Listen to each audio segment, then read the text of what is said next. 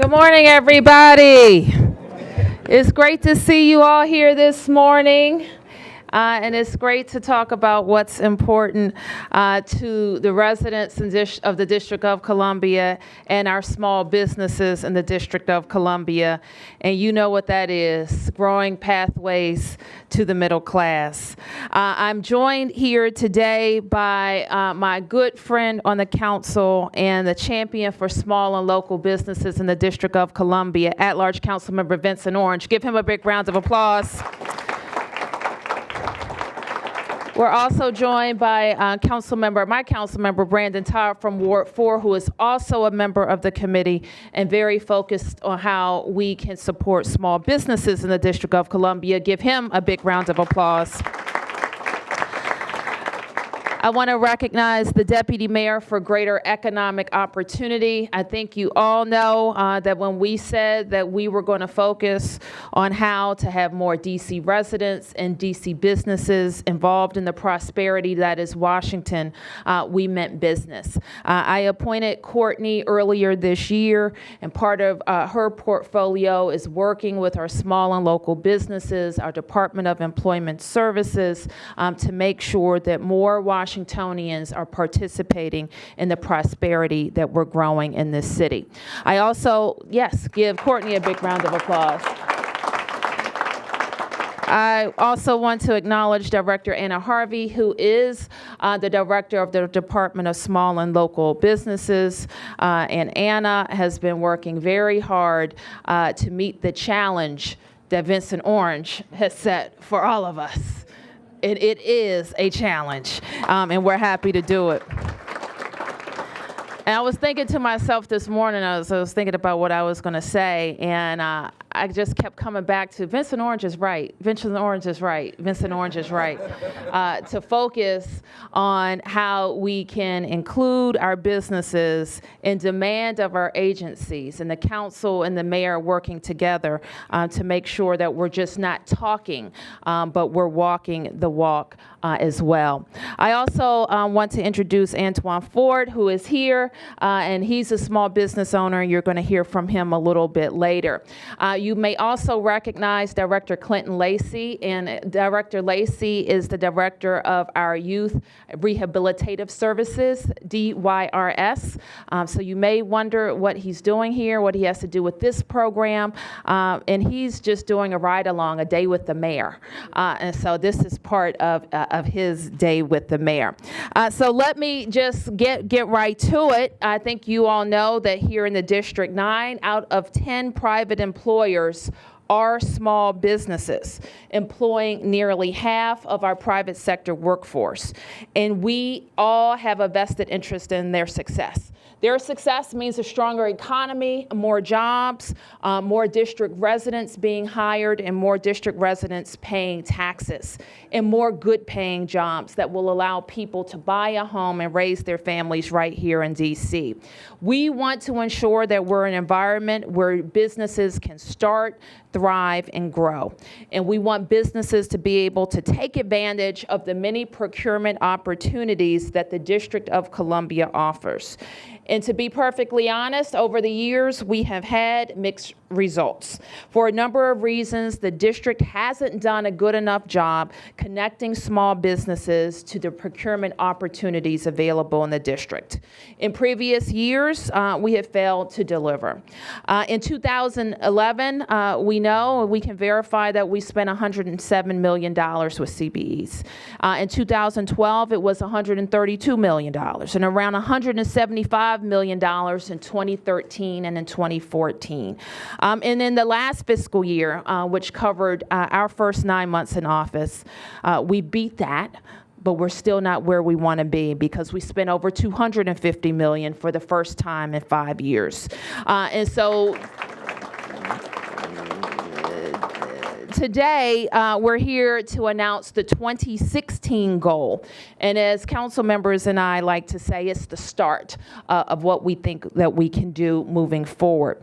Our goal is to connect local businesses with at least $317 million worth of contracts in the district. And unlike previous years, we have spent a long time scrubbing every agency's budget to identify the expendable budgets for each district agency. So we didn't arbitrarily pick this amount. We have set a bold and feasible goal for which I will hold all of the agencies accountable. And we will hold every agency, and I know Councilmember Orange will, and none of them want to be called down to the committee one by one by one to talk about their agency spending. So we, when I say we scrubbed it, we also want it to be transparent, and we want to be held accountable. So the DMGO and Anna and the CA have all been working on making sure that we can distribute this month to all CBEs a CBE opportunity guide. And what you'll find in the guide is every agency, what their total budgets are, what part of that are personnel and fixed cost, and what part of that accounts for the purchasing power of the agency. And then we scrub the purchasing power of the agency to identify what is actually expendable. The goal, as you know, is 50% of the expendable budgets being spent with CBEs. What I was also very focused on is a category called CBE capacity not available. And when CBE capacity is not available, the agencies ask that not be included in the expendable budgets. That is where the opportunity is. So what we will spend, and it was about $2 billion worth of that. So when we talk about opportunities, I have asked the SLBD to identify, and for us to work this year, next year, and the year after that, to make sure that category of CBE not available goes to zero. That's where the opportunities are.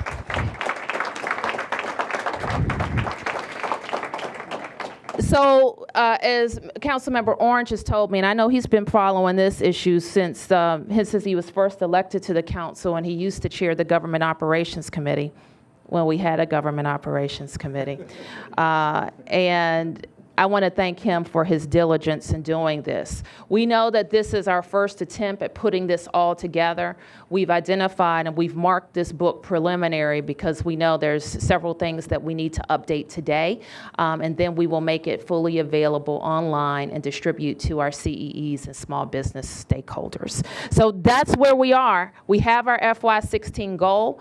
We've called out the challenge to all of our agency directors, and they know that they're going to be accountable for delivering on it. I know Councilmember has a roundtable, and he will keep roundtable scheduled to make sure that we're all on track, and we will be very cooperative in working with him. So ladies and gentlemen, I'm pleased to introduce our friend on the council, Vincent Orange.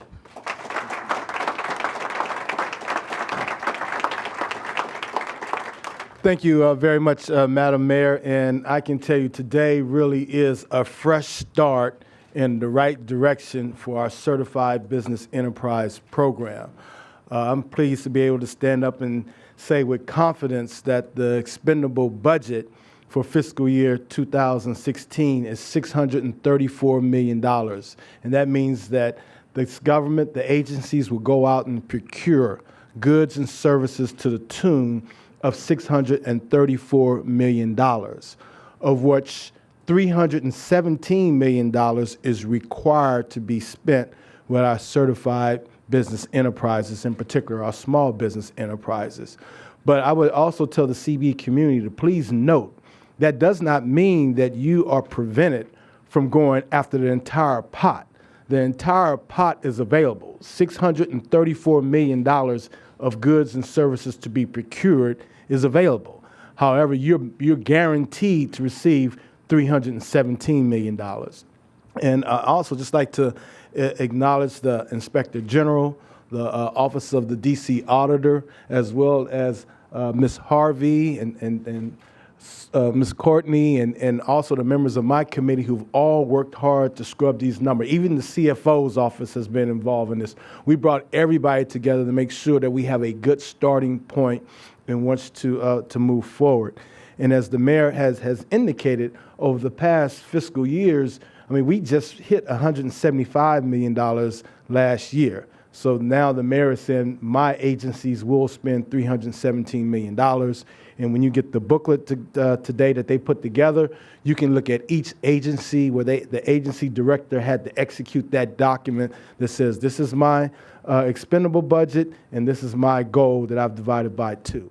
And so we have that. It's transparent. It's before you. Also, they've outlined in the booklet where the opportunities lie. So we've had none of this information before. And also, I just want to thank the mayor, because the mayor just didn't start working on this. She worked on this with me when she was the Ward 4 council member as well. So she knows this, backwards and forward as well. Other changes that have gone into effect is that the CBE licensing period, once you get your license, it has been extended from a 2-year period to a 3-year period. So now you're good for 3 years. And in addition to that, if there's been no material change, when you go to recertify, you just self-recertify. You don't have to go through all the bureaucracy. You get an automatic additional 3 years.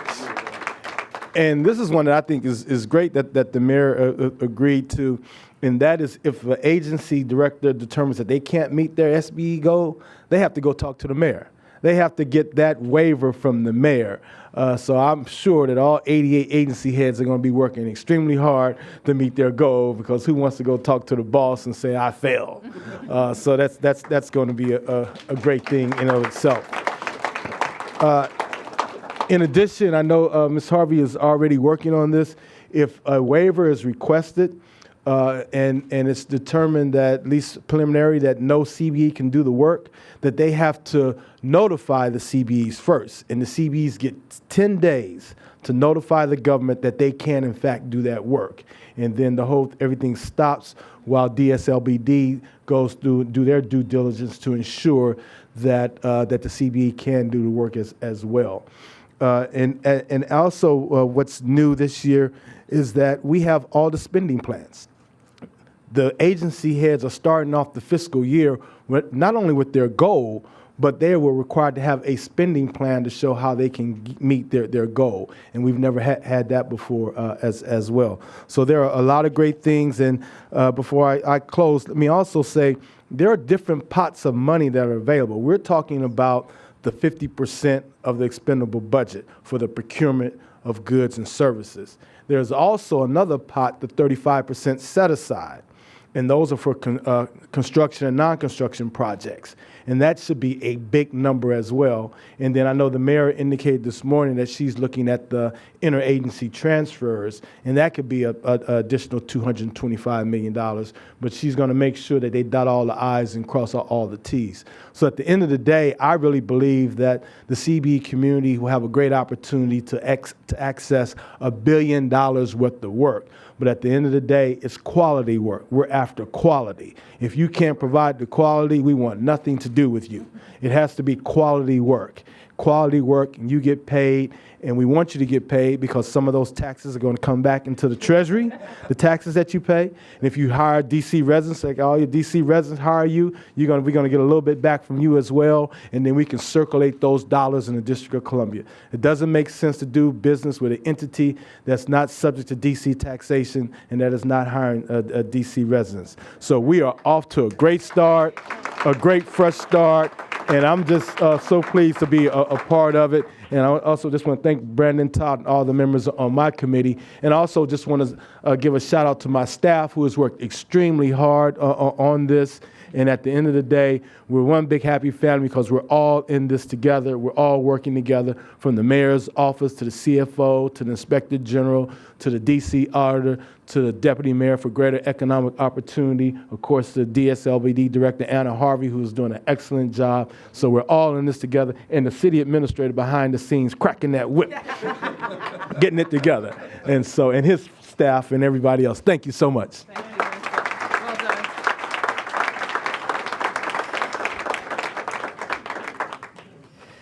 So a little bit earlier this year, I was with Antwanye, and we were talking about another program that's very important to us. And he pulled together an excellent program for our youth, especially our 22 to 24-year-olds. And so we feel very honored that he's here from Enlightened Inc. To talk about the district's procurement power and what that means for small businesses. Antwanye.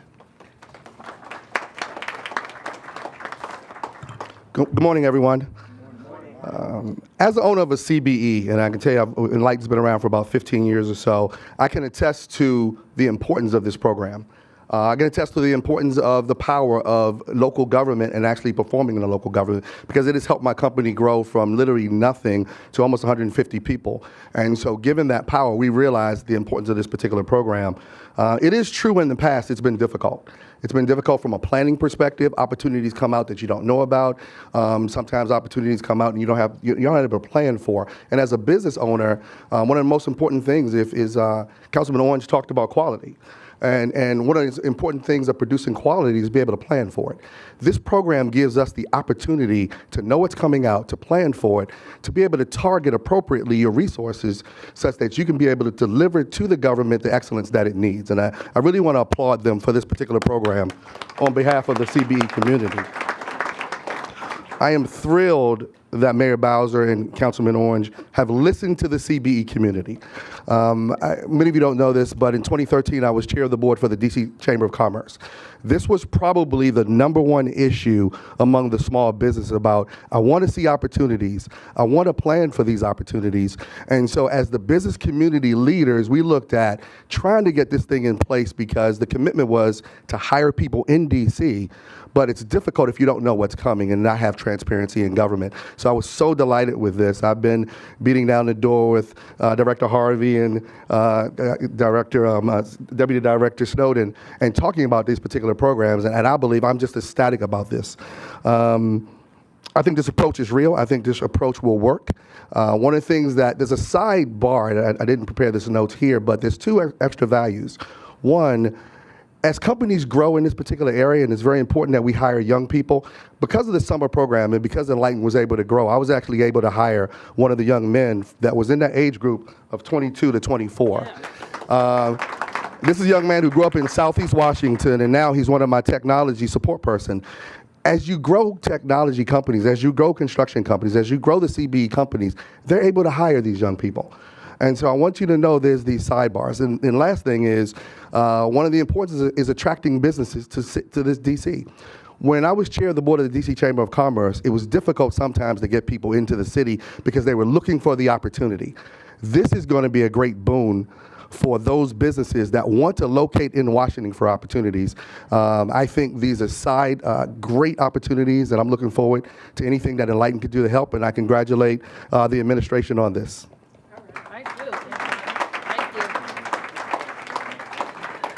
So I want to call up now the city administrator, the deputy mayor, and Anna Harvey, who will help us take some questions. We'll take press questions first on topic, and then we'll take some questions from anybody who has some from the small business stakeholder community. Let me also announce what the new website is, and the preliminary report is on the website now. It's cbeconnect.dc.gov, cbeconnect.dc.gov. Rashad? Thank you, Madam Mayor, and thank you for your leadership and direction on this issue, and thank the council member for his leadership. He certainly has been pushing us hard in the right direction, so it's been a pleasure to work with all of the agencies to get to this point. As the mayor indicated, this is a floor for us, so $317 million is the minimum expectation, but we think there's a lot more opportunity there, particularly around the construction of our schools. And so when we look at just that number, we think that there is roughly some $250 million million, primarily in construction of schools and other construction contracts that are in our budget speak, our transfer process, that are opportunities for CBEs, as well as what we do around IT investments. And so this guide and the website really will serve as a resource to help people understand those opportunities, plan for those opportunities, and move forward. So Mayor, should we take questions at this point? Are there any questions from the press that we can answer? Sure. Yeah, so we've seen a lot of fraud in the CBE program over a couple of years. What do you guys have in place to avoid that? So there are a number of reforms that are into law, and the council member took the leadership to pass an enhanced CBE law, and there's also a series of recommendations, some 18, that have come from the Inspector General's audit of our CBE program. And so all of those recommendations we have moved on in this year and put those reforms in place. Chief among them really was to start the planning process earlier. One of the issues that we had in prior years is that the target of our CBE goal has moved throughout each quarter of the fiscal year. What we've done now is have all of those goals defined, evaluated, and agreed to at the beginning of the fiscal year. So when we start this fiscal year, for which we're about a month into, we understand what the goal is. The agencies are very clear about that goal. We have reviewed all of the exceptions and exclusions, and the agency, DSLBD, is committed to both a program of outreach to the CBE community to continue to update when these opportunities exist, as well as regular monitoring throughout the year to ensure that our agencies are focused on getting those CBE procurements out the door and contracted with appropriately and according to the law. Councilman.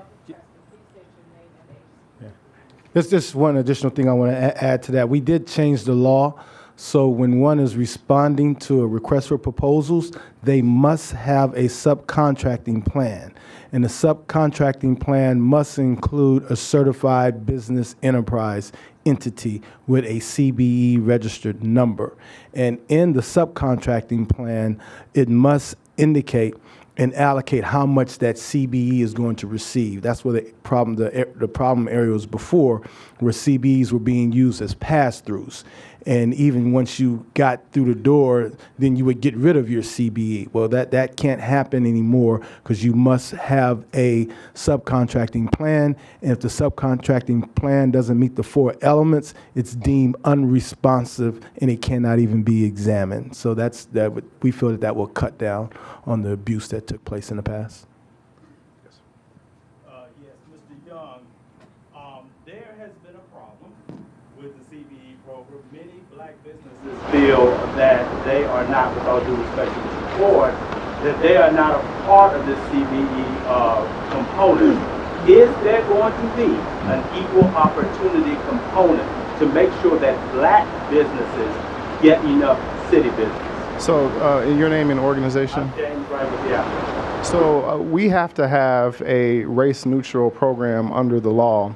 If we move to a program that is not race-neutral, we have to have evidence that is really established by the federal courts to have a gender-specific or race-specific program that allows for set-asides. And so we have DBE is eligible to be a CBE, as you probably know, but we can't have a race-specific program that stands the scrutiny of the federal court. There's a well-decided case that speaks to government procurement that requires certain standards be met for that to occur. And so what we're doing is structuring a program that is in compliance with the law, focusing on those small business opportunities, but having very specific outreach strategies for our minority community and women-owned business community to make them aware of those opportunities and give them resources for capacity building where that's required and necessary.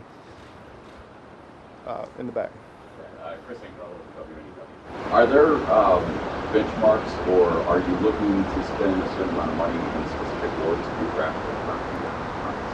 So our CBE program is not ward specific. It is not geographic specific. It really follows the expenditures that are allocated in the budget. We try to make investments all across the wards. We have an all 8 ward strategy for our investments for city resources and capital projects and goods and services. And so we anticipate that the beneficiary of that expenditure will be all 8 wards of the city. But the program tracks where the budget rests and for specific projects that are not specifically tied to ward. But when we do the budget, we do make sure that we are equal and equitable and make sure that we're investing in areas of the city that require it. Any other? Yes. Abigail Hausliner from the Washington Post. Obviously, you mentioned that you have all mentioned the agencies have said before that there's been a conflict in some instances where the capacity does not exist for particular contracts, and they've used that as an excuse for not contracting with CBEs. They've said that those 2 goals, having the best quality contract and having a CBE employed, are sometimes mutually exclusive. What's more important this year going forward as you try to spend more money on CBEs? Well, I think it's both. It's not an either-or proposition. I don't take as a premise that CBEs deliver inferior quality or that are any different in their quality of delivery, the delivery of their services than any other contractor would. And so they are not mutually exclusive goals. We think that both can exist and should exist. Our CBE community does wonderful work and vital services each and every day and each year that we work with them.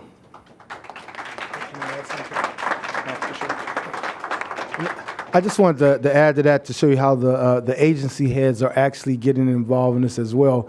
You know, there was a big thing about the lottery contract where there's only 3 companies in the nation that makes the tickets. So what we worked out was you can get the waiver for those companies to do the tickets, but any collateral issues, any collateral work is all going to CBEs.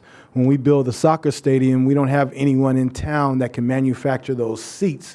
But what we do have is the opportunity to train our CBs to get the maintenance contract to maintain them. So we are really thinking outside the box and working with agency heads to say it may not be available in one area, but it can be available in this area. So that's the reason why we're just all putting our heads together and making sure that we can trap the DC dollar at our borders and keeping it here. Yes. Are those all the press questions? Hold on one second, Maria. Any more press questions? Okay, community questions. Maria? Thank you, Mayor Bowser, for your program that I'm attending, the CEO Academy, which enlightened me all throughout what a construction industry is, and it's not work. It's the capacity of each one of us to get the work. My experience since 2008 that I'm a CBE, it's very poor. I only had one contract in 2010 for $250,000. But I have been a subcontractor of $15 and $20 million projects. That's odd, but that's my reality. And I hope this administration looks for the small contractors like me. Right now, currently, for example, as GC from Ohio trusted me on $2 million worth of contract in Highland Terrace. Great. Thank you very much, because I guess your administration is the one that gives the money. Thank you for Mr. Orange always counting in us, a small community. And yes, we are the ones that feed the tax rolls. That's right. We are the ones that hire the John Does in every single neighborhood because we believe in them. And I hope all of you can trust the small community, the CBE community, because we are the ones that end up cleaning the jobs for the big CBEs. Thank you so much. Great, thank you, thank you. Sir? Yes, sir. I'm George Banks. I'm President and CEO of Century Security International, Inc. We're going towards 17 years in DC as a CBE and an 8A certified company. We're 4 years in the program. First of all, I want to commend the administration, but also I want to caution the administration to focus on payments, contract payments, transparency in contract payments. I've been a victim of that in the district. The citywide security contract that is going on in the city, it's about $70 million. And I was booed out by a company called Allied Baton for no just reason. We had investigations done. It was proven that they violated the laws that were set up by the city, CBE. There was no one to fight for the CBE. Yeah. But at this point, I'm asking, even though we're talking about $300 million, the budget in DC is about $13 billion. It's moving towards that. Okay? Let's do better with CBE. No, we Let's appreciate look at that point. We appreciate that point. We have a Quick Pay Act requirement, and this administration has looked at vendor payments because we have also heard that that has been a challenge. And so we know that there's some improvements to be made there, and we are looking at that and requiring our agencies to comply with the Quick Pay Act and putting in reforms to make sure that we do a much better job with that where we are deficient. Thank you. I'm sorry, we need to move on to another question. Yes, sir. My name is Antwanye E, I'm the president of A&E Heating and Air Conditioning, and Madam Mayor, Councilmember Orange. Hey, Madam Mayor, I just want to thank you for even being willing to help people like me. I really should be up on a roof right now because I'm one of the small businesses that still have to make the donuts. Right. Yep. And I just wanted to know, and I love Councilmember Orange's efforts, and I had to be 3 times better than any other contractor. I always have to perform at the highest level. But inclusion hasn't been a part of my process. Exclusion has. And I'm a mechanical contractor, and I would employ you to find out how many CBE mechanical contractors there are in this city. Very few. Yet, I can't get into the room. I know people. I performed, but I don't know what the password is.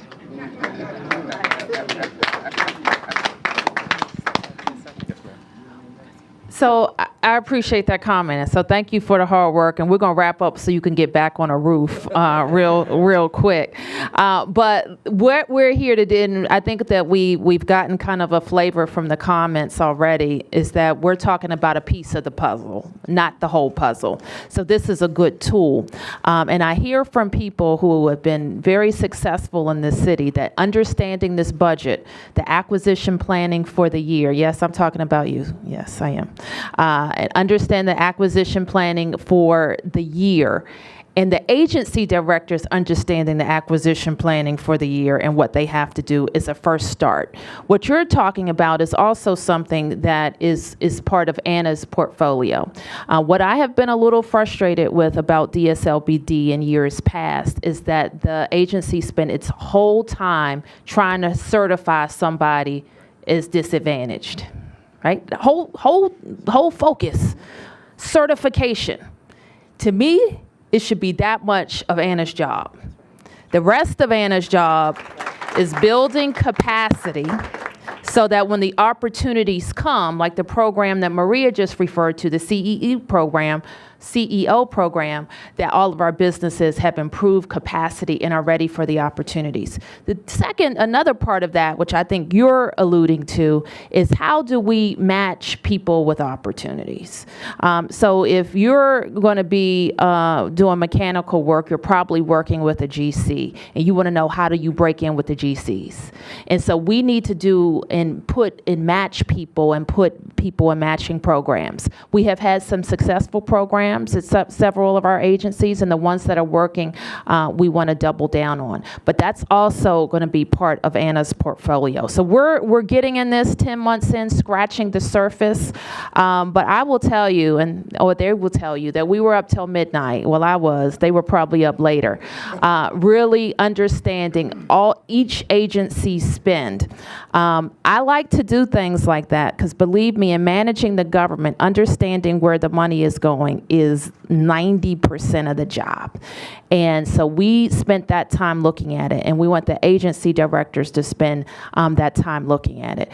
The chief procurement officer is also sending a document to the council that outlines all of the agencies spend over $1 million. The booklet that you're going to be able to download will outline the planned spend of over $1 million for every agency too.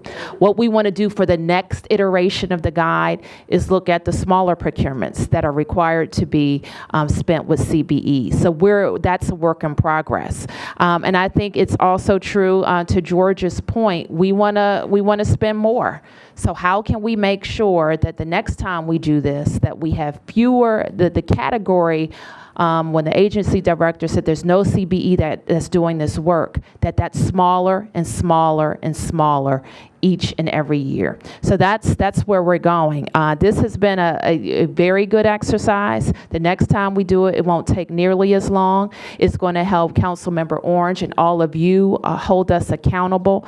And not only is it a guide for you, it's a guide for the government to get to where we want to be. So I want to thank you all for being here today. Continue to work with us. We will have, I think we have a couple of sample books. Keep in mind, like I said, preliminary. We already know that we're looking at the construction and IT dollars, and we'll add that. We'll add a summary. There are a couple of agencies who we didn't have, independent agencies that we didn't have the breakdown of their spend, which will be updated as well. And then you can expect to see the final version mailed to you. Thank you, everybody.